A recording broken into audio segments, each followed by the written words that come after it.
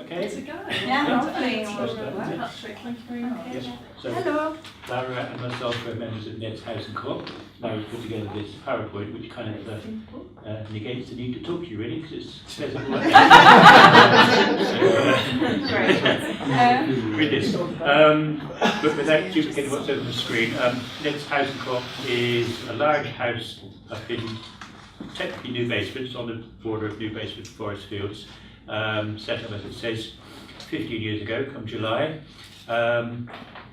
Set up basically by a group of environmental peace campaigner types, environmental activists, as a safe base from which to do their campaigning and their activism. Entirely self-funded, so basically the group of people that set up at that time got themselves together with their mates, raised the finance, went cap in hand to building societies, typically the Ecology Building Society and Triodos Bank are the ones which are sympathetic to setting up such things. Set up at the same time and in parallel with the Sumac Centre. In fact, the Sumac Centre, which grew out of a project called the Rainbow Centre on Mansfield Road, was the one that was looking for premises. Came across this grand mansion, which was kind of, well, actually it was a pikelet factory. Pikelets, back in the day, were a Muslim delicacy. It was a factory at the side and the house of the family-run business. £2 grand for a social centre, which became a Sumac Centre set up across the road.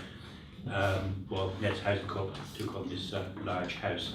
As it came with the house and with the factory space and with some outbuildings, it was a very useful space to be used for what was an emerging network of cooperatives, Radical Roots, of which we'll speak more in a little while.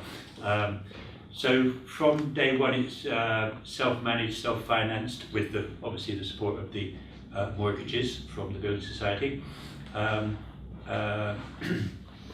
You obviously know all about the purposes of cooperatives in terms of self-help and mutual aid, and all the detailed, the 7 principles that go behind the cooperative, all of which is put into practice by people in their daily lives. It's not just a question of going to work in a cooperative, but to actually live in a cooperative means you're in control of your own housing.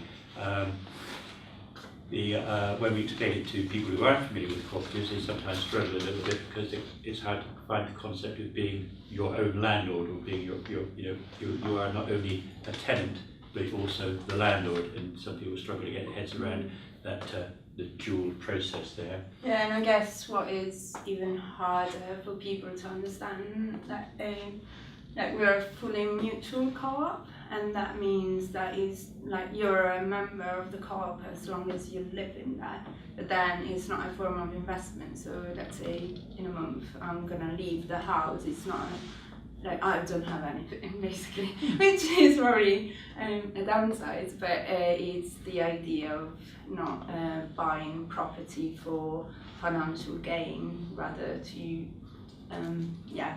be in a secure living space and allowing other people to do so. And Neds as a housing co-op encourages their members, or former members, to go out and set up co-ops, and that happened. Like for instance, the reason why I live there is because other people have left space and they went to Derbyshire and set up a rural housing co-op that are also part of the network. Yeah, so in fact Wild Peak, there's some information. Wild Peak is a rural housing co-op alongside the river outside Belper. There's a lot of self-build going on there, which is another aspect of some housing cooperatives in the more rural locations. I think Cooperatives is probably a very good example of that. So as I said, when anybody leaves a cooperative, they don't take away a share of it. That remains in common ownership for the next generation of residents from the community. And through its involvement in the Radical Roots, which is which we'll speak about next, is a network which formed in the 80s and formally registered in the 90s, which is the network of like-minded cooperatives from around the country that have the same aims, as you see here. Quite wordy but worthy, possibly. Just a group group of people trying to make the world a better place, as we all are, I'm sure, in this room. So it takes the idea of the self-help within a household to the next level. So when a new housing co-op is being formed elsewhere, for example, a student housing co-op which is forming in Nottingham, we'll hear about student co-ops obviously from the Birmingham example later, they can draw on the experiences and the knowledge not only of another housing co-op in their neighbourhood, but of a network of housing cooperatives across the country. So Radical Roots is a secondary co-op, so it's run by all of its members. So all of the administration and the management and the organisation of Radical Roots as a secondary co-op is done by the members themselves. So as a member of Radical Roots, we as members of neds have a commitment to do a certain amount of work each week towards keeping the wider network going. Yeah. So last week, for example, we hosted a gathering in Nottingham where all the members came together up in Hyson Green, yeah, and worked through some business. Yeah, so one thing that we haven't said yet is the way we make decisions. So I'm aware that other co-ops have like a committee, and then, for instance, the workers or the people that might live in there, more like in an association, but everybody is involved in decision making. So yeah, that's this line where it says where decision making is open to everyone with no hierarchies. So it means that everybody, every person that is a member of the co-op, part of the network, has a say. Yeah, we've got that. That's why we've got big meetings, well, first in the house and then as a network, every 3 months to make decisions. Obviously, the house is part of the network and representatives because it will be too many people. But yeah, the idea is that we don't elect anybody and decisions are taken by consensus. And yeah, that's quite different compared to other co-ops. I'm trying to get to the other one. So also, here is some basic information, and we also have the booklet, how to set up housing co-ops, etc. Like the idea of the network is, yeah, to guarantee that people have safe housing, but also to have more of these. So these are some data from 2013. So 27 housing co-ops were existing then. Now it's a bit more. If you worked with the network recently, yes, right. Yeah. Then 5 worker co-ops and 2 social centres as well. And then it's quite important, the rootstock investment co-op, which is basically the body that allows the network to be very rich. And because it's the investment co-op. So basically, if you want to invest some money and you want to support cool projects, then and other housing cooperatives, you can put money in that pot. It works like another investment fund, and then the cooperative Radical Roots and the other cooperatives get the money for their loans from there. That's it, really. The next slide shows us that over the years that the Radical Roots have been going, it's turned over £1 million. Not a single default on any loan in all that time, which I think is one of the indicators of the strength of the network, because you're basically loaning to and borrowing from your mates, because we meet up personally on a one-to-one basis at these quarterly gatherings, because we self-manage the network, because we have a finance committee which oversees the loans with a lot of scrutiny. Actually, it's very good for a new co-op which is setting up, because it's not. It might sound like it's borrowing from mates. You don't go down the pub and someone sticks 50,000 quid in your pocket. It's not quite as easy as that. You have to go through quite a lot of scrutiny, detailed business plans, detailed projections. You have to show that your project is going to work before you can get the access to the money. So that does mean that the money is quite secure, and the co-ops that emerge are quite secure because they get that oversight from the beginning. They have a chance to really hone their plans down and make sure they're very solid. But also if any come into difficulty later on, it's not just quickly sending the bailiffs around. That has never yet happened. It's a question of having others within the network whose skills are helping co-ops in crisis. So people will come round to your co-op, help you through any difficulty you might have in order to work through any difficulties that there might be. Yeah, that's why like the free training, support and advice, it goes to the members of the network, but obviously also to non-members and prospective members. So basically, yeah, as Pat was saying, that you need to provide a solid business plan, and also there's a lot of legal stuff to deal with, and if you're not an expert, it can be daunting. So there is, we'll see in a bit, but Radical Roots is organising different working groups. So there is a legal working groups, there is a finance that will be looking at the business plan, and then there is also the cooperative support group, cooperative development support group. So they go around the country and help people. We have done that for housing co-ops local to us as well. Like there is encouragement to do it yourself, like people experienced in the house that can go and advise basically on this topic and setting up. And then the other information that I thought was relevant, that in the network, the housing co-ops have rents that are quite low or accessible in order to ensure that it isn't difficult for people to live in. There is a danger that with a housing co-op, that once the mortgage is paid off, there's a great temptation to pay yourself very, very low, to pay, as members, to pay into the cooperative a very low rent, because you don't have to be servicing a mortgage anymore.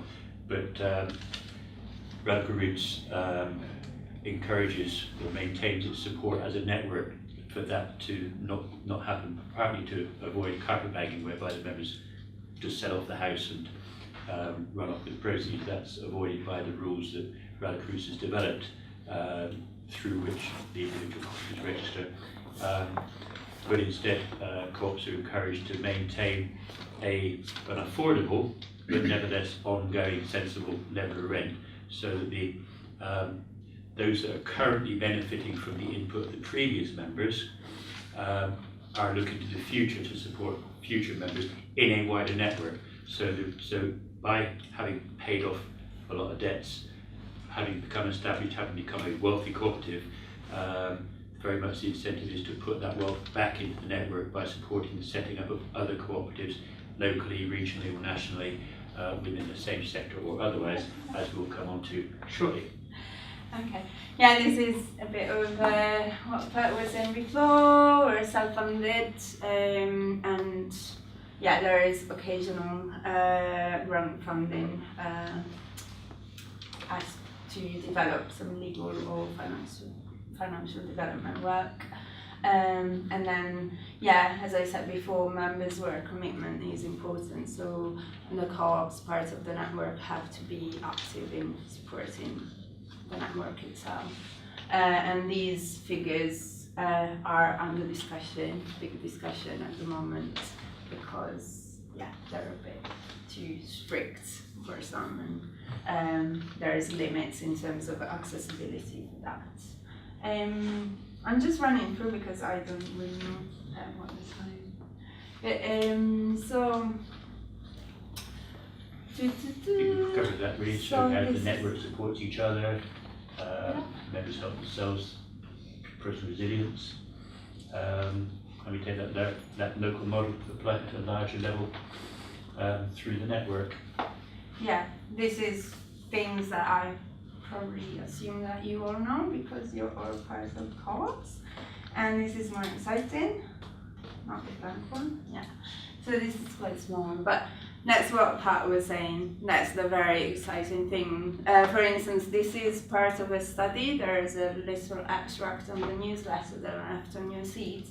But there has been some grant funding used to look into this cluster model, which is very exciting, and it means that basically because there is some established co-ops in the network, it is possible that those co-ops put their rent together with other cooperatives, and they form this cluster, so this pot of money, and they transfer their own ownership to the cluster, and then so they pay the rent to the cluster instead of their own house, and then this pot of money builds up, and after a while that pot of money can be used to buy a new house without having to go to the bank for a mortgage.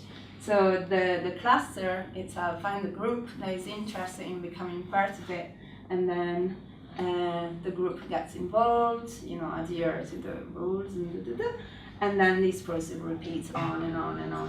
We'd like to ask a question. How does this fit into the Cooperative Federation of Cooperative Housing? Because there's lots of different models for owning co-op houses, aren't there? But and there's Cooperative Land Trust where they're designed, the legal structure, sorry, I'm a bit confusing now, but it's designed to try and retain some money in the property so that people do gain an element of the appreciation that they can then take away with them when they leave. But so this is a new one, which sounds a really good idea, where retaining that money so that you can reinvest it in more housing co-ops. But how does it fit in with what the National Cooperative Housing Federation people are doing already? This is yeah. I until recently worked for the Confederation of Cooperative Housing. Right. I think the thing to understand is that there's a lot of different models of cooperative ownership in terms of who owns the equity and how, and those organisations are formed into 4 networks. There's the National Community Land Trust Network, there's the National Co-Housing Network, there's the Confederation of Cooperative Housing, and there's Radical Roots. Right. And depending on,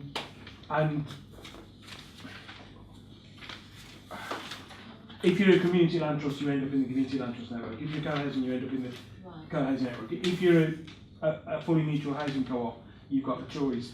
And what is interesting is that a lot of new housing co-ops are going down the radical routes. And how can I put this delicately? Having worked for the Confederation of Cooperative Housing, I can see why they're going for the. Because I think radical routes has got more. The ethos behind this seems quite genuine to me. It is, and the CCH is genuine, but I think in terms of giving its members what they want and need, I think Radical Roots is quite good at that. It's the kind of DIY ethos, so you're doing it for yourselves. Yeah, so you're engaged in it, you really Very care much- about very it, much it's your so, thing. that's right. Yeah, that's brilliant. And it's not quite following the clusters model, which is brand new. It's just under development now.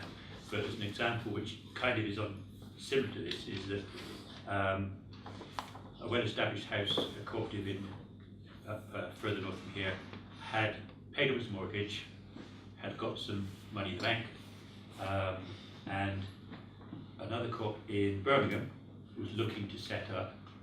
It identified a house next door to an existing cooperative, put the word out through its network how cool it would be to form the new co-op right next door to another one. The well-established co-op said, well, we could buy that house. We haven't got the cash, but we've got the leverage. The leverage, that's the word, to buy that house outright. And they thought, well, them buying out house outright would be maybe giving too much power and control to them. So they put the shout out, and 3 co-ops together are in the position to buy the new house. No bank, no business out, just buy the house, give it to the new cooperative. The new cooperative then pays their rent into the cluster.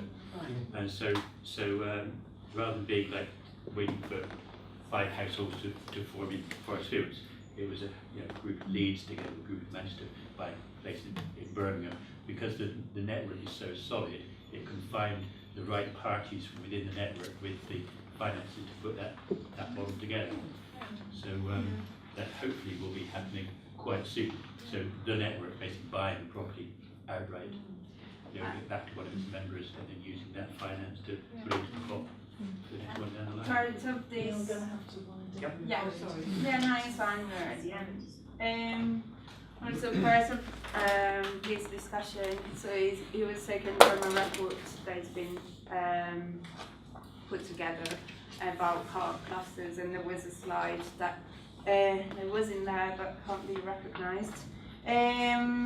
Basically, it's a chart where it's got advantages, disadvantages, and kind of a comparison with all the models that are already existing, and looking at also the the legal, financial implication, like with tax, etc.